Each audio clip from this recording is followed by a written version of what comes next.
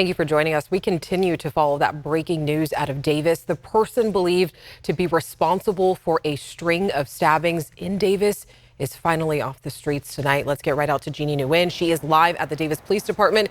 Jeannie, police, they held a news conference just hours ago where they released a lot of new information. What else can you tell us?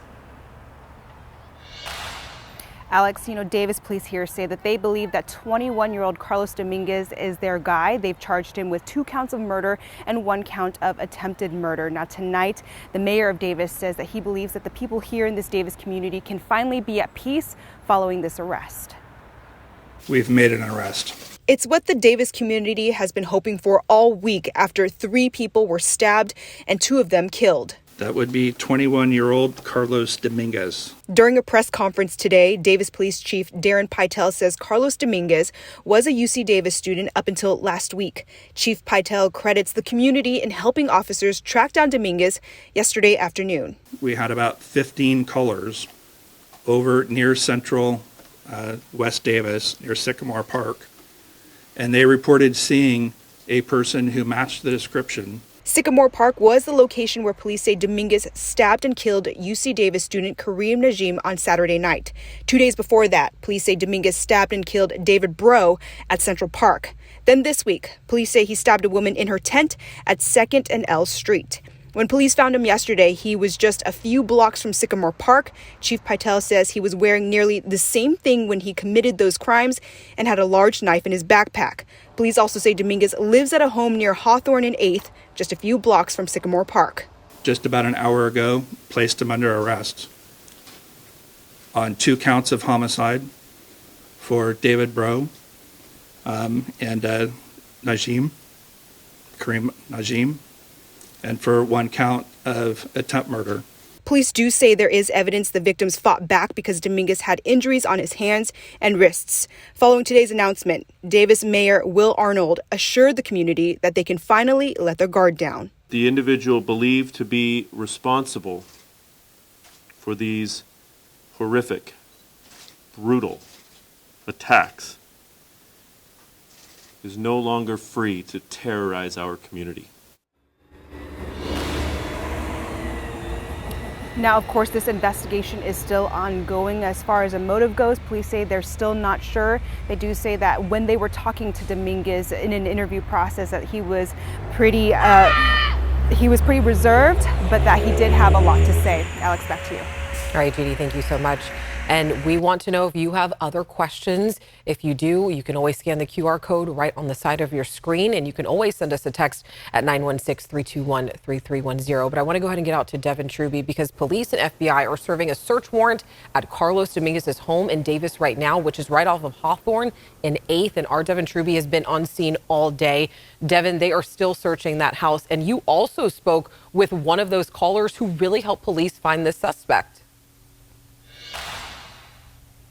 That's right, Alex. And we actually just reviewed a neighbor's Ring doorbell video and can now tell you that police arrived here at 11 a.m. to start serving that search warrant. That's when we saw the caution tape go up in that video. And I want you to take a look at the scene. Still very active FBI and Davis police here. You see the wide crime scene unit as well as the black truck that is parked in the driveway here on Hawthorne. We have seen at least 4 technicians in and out of the house all day in white suits, gloved up, bringing evidence in and out in brown paper bags. The blue awning, also a tent where evidence is on a table. But I want to get to that 911 tipster, the Davis police saying that they truly relied on the community in order to help make this arrest. And we spoke to the young man who was one of the 15 tips that helped lead to the arrest. His name was Carter Carlson, and he tells us on Wednesday afternoon he was in Sycamore Park laying flowers at the memorial when he saw a man that matched the suspect description. Carlson said it was the Adidas pants that stood out and the curly hair. Dominguez headed into the Sycamore Park and was pacing there. So Carlson got in his car and followed Dominguez. He said another man was also on the phone following Dominguez on foot. It was then that Carlson called the tip line and started giving real-time updates on Dominguez's location. It's very strange. I didn't think my tip was going to go that far. I knew that the police were obviously going to listen to it, but I didn't think that we were actually going to get him. I'm beyond happy that we did, and I am beyond relieved for the entire town of Davis. You're looking at video right now of Villanova, where Carlson followed Dominguez. As you can see, a very populated area and a popular walking route for UC Davis students, Alex. All right, Devin, thank you so much. All right, and we have seen a lot of you asking about the suspect's roommates. What did they know? Could they be held responsible for not saying something to police? Well, we sat down with former Sacramento County Sheriff John McGinnis and asked him about this. Here's what he had to say. Realistically, they know this guy, and they might just believe he's clearly incapable of doing this kind of a deed. They would never suspect it. He may possibly have told them that he was still going to school, as was his habit before apparent expulsion took place. So I don't know. I wouldn't necessarily imply any kind of guilt or culpability on their part. Perhaps they were suspicious and didn't necessarily feel as though they had sufficient ground to move forward on that. That's a powerful accusation to make against somebody. So yeah, 20/20 hindsight's always good, and perhaps they had thoughts and didn't pursue them for whatever reason. Maybe they did. Maybe it was dismissed. And he says there's also just a really high legal standard to meet to prove that someone was, say, an accessory to murder. So there's still a lot that we need to learn about what those roommates actually knew. And you can get the latest alerts on this story sent straight to your phone so you can keep you and your family safe. We always love to keep you updated. So just download our free ABC 10 app and make sure you turn on those notifications. All right, and more breaking news tonight. 7 people are hurt after a 2-car crash in Elk Grove. And this happened on Calvine and Franklin Boulevard. We just got off the phone with Elk Grove police. They say that officers chased a stolen car, but stopped when the chase just became too dangerous. The driver took off at a high rate of speed and then crashed into another car. We do have a crew on the way to that scene. And we have new details about what exactly happened to Sacramento native Tyree Nichols when he died. The medical examiner says that the 29-year-old died from brain injuries due to blunt force trauma to the head. And the legal team for his family says that this supports everything they believed that happened after his death back in January. The district attorney says that the full results of that autopsy will be made public soon. Last night, firefighters in El Dorado County responded to a car that caught fire after crashing. This was just before midnight on Highway 50 across from Mountain View Mobile Manor on Newton Road in Placerville. The car was engulfed in flames when the crew got to the scene, and unfortunately, the person inside did die. The El Dorado County Sheriff's Coroner is working to identify the victim, and the crash is under investigation. Coming up, hate crimes are happening more than ever in the state of California, but community leaders are launching a new initiative to help victims. Scattered showers continue to move across California. How much more rain are we going to see, and for how long? And still to come, did you know that the biggest Star Wars collection in the galaxy is actually in the Bay Area, complete with authentic action figures, movie props, and then classic Star Wars knockoffs? We have that coming up. From Turkey, they thought they could get away with it because they called it Stars War. Is this a calculator? It's a calculator. All right, stick around. You'll see the whole collection for yourself after the break. All right, Carly, it's your favorite weather. It's no sun, it's cold, it's drizzly and rainy outside. Don't you love it? Oh, I love it. I can't feel my fingers, and I turn on the heater back on again. It's just been back and forth with the heat and the cold. Oh, yeah. Can we just get to where we should be this time of the year, right? I mean, I think a lot of people are getting confused. All right, in the Big Mountain backyard, a little bit of a breeze, but we're looking at temperatures in the mid to upper 50s. A few scattered showers pushing through Stockton right now. Tahoe at 37 degrees. And tomorrow is Cinco de Mayo. If you have plans at lunchtime to get some food there, 62 degrees and cloudy. 5 p.m. about 66.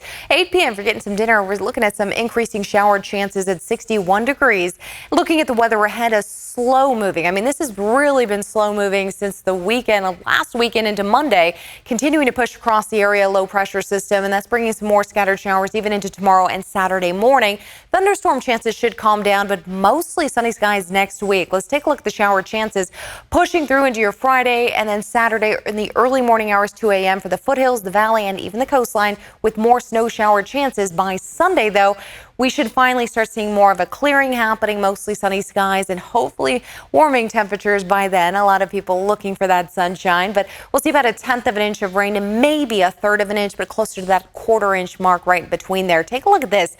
This is our moving jet stream here. As you can take a look, a little dip into your Sunday, still cooling temperatures, but as that moves out of the area next week, we'll see warming temperatures right there, continuing to warm us up next week to the following weekend. And yeah, while we'll see the upper 50s tomorrow in the foothills, we're looking at 70s by Sunday, Monday, even jumping to the 80s the following Thursday, with 90s that following weekend.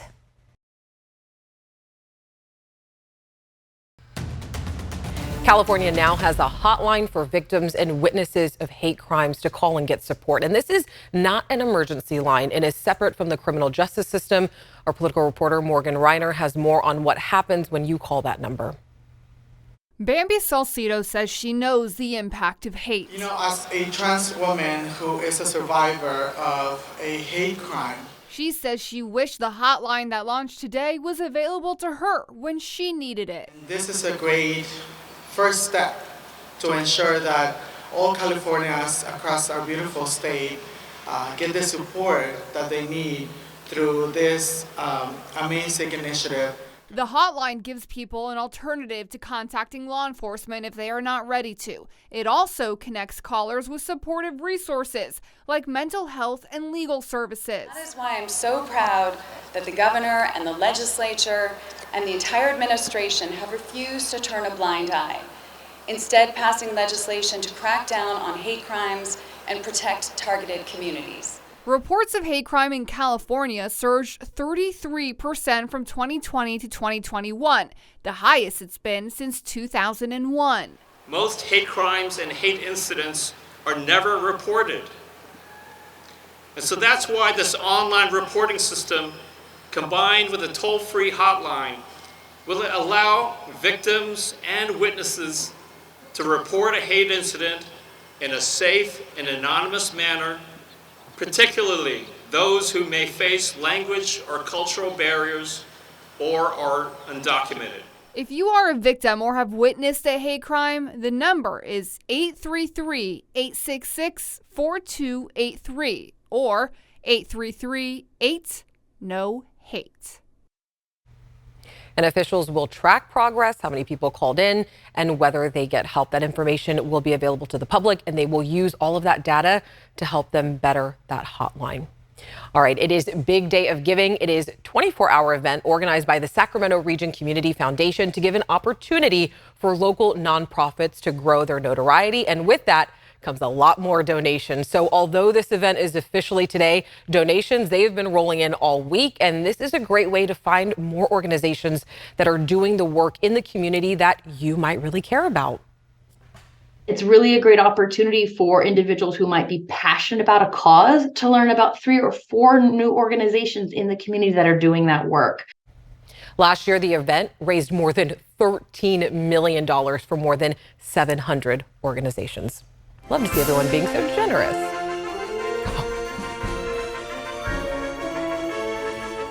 Well, if you didn't know, we are in the galaxy. May the 4th be with you today. Today is International Star Wars Day, something that Northern California is no stranger to. And the series creator, George Lucas, he's originally from Modesto.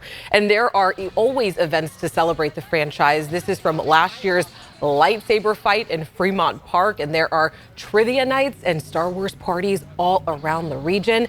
And some friends from the Galactic Empire stopped by Sacramento International Airport today. Hopefully they didn't have to get in any trouble with their droids through security and baggage claim. But love that. All right, but no one knows how to better celebrate the legacy of Star Wars quite like one man in Sonoma County. John Bartel is taking us out to Petaluma to see the largest collection of Star Wars memorabilia in the galaxy. A long time ago, in the not-so-far-away town of Petaluma, a man purchased an old chicken coop. Petaluma is known as the egg capital of the world, but that man did not fill the chicken coop with egg-laying hens. Instead, he filled it with hostile aliens and galactic characters. He called the place Rancho Obi-Wan. Let me do the cue. Da da da da da da da.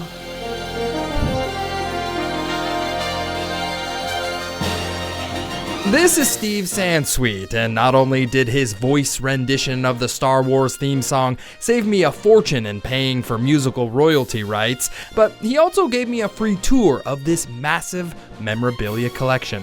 We're looking at the Guinness World Records collection, largest Star Wars memorabilia collection in the world.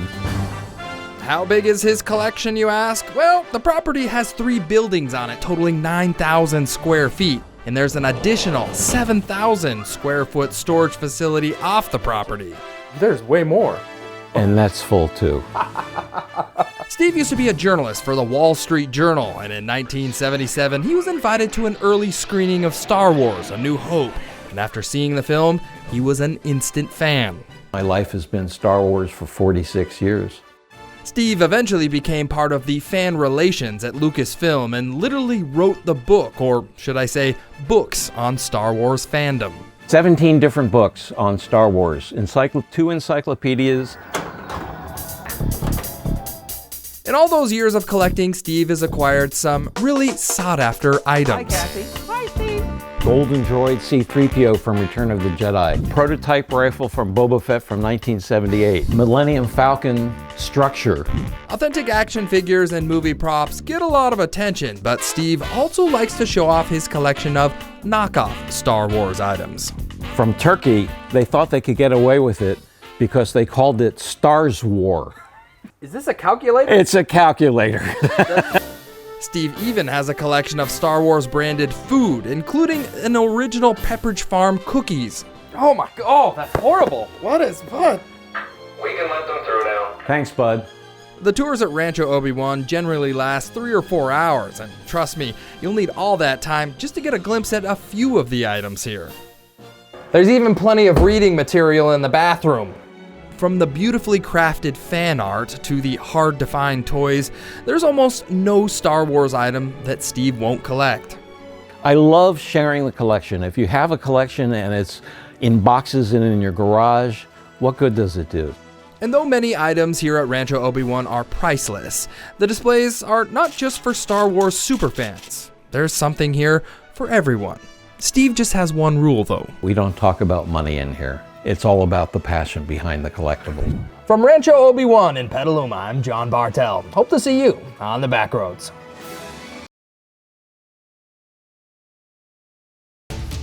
Breaking news, you are taking a live look at a 2-car crash. 7 people are hurt. This happened at Calvine Road and Franklin Boulevard. Police tell us that they were chasing a stolen car. That driver took off at a high rate of speed and police ended their chase. Then the driver had actually crashed into another car. Roads are shut down in the area and are expected to stay closed for a few more hours. And before we go, we do want to take a look at something special that we're working on for tomorrow. So from the debut of the Beam to making the playoffs for the first time in 17 years, the Sacramento Kings season, it united people, it excited us. Everyone in the city was just really pumped about this in a way that we really haven't seen in a long time. And we asked people, how did this season change the psyche of Sacramento? The city's on fire all the time. It's electric. It's brought us out into the open and just be like, we are here. People think it's a sleepy town, but it's not. For many years now, our city got overlooked. Been waiting 17 long years, 16 long seasons for us to finally make the playoffs. And look where we at, Game 7. It's fun to come out here and see everyone rooting for the same thing. Oh, it's put us on the map. But we need another Major League Baseball team because we're the capital of California. Why should LA have all this stuff? That's not right. And yes, for those of you wondering, that is Sacramento icon Kenny the Dancing Man. Our Becca Habegger spent in Game 7 of the playoffs this past Sunday, interviewing more than 20 people around Doco. And folks, they had a lot to say, so you won't want to miss that story coming up tomorrow on To The Point.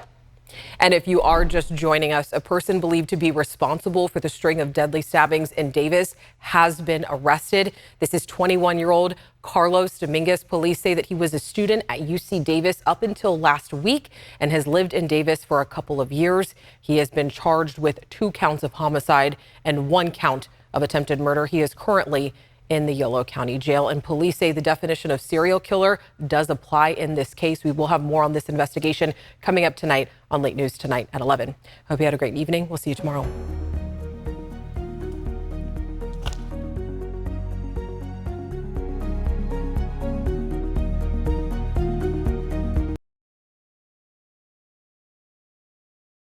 Hey, it's Alex. Just wanted to say thank you so much for watching.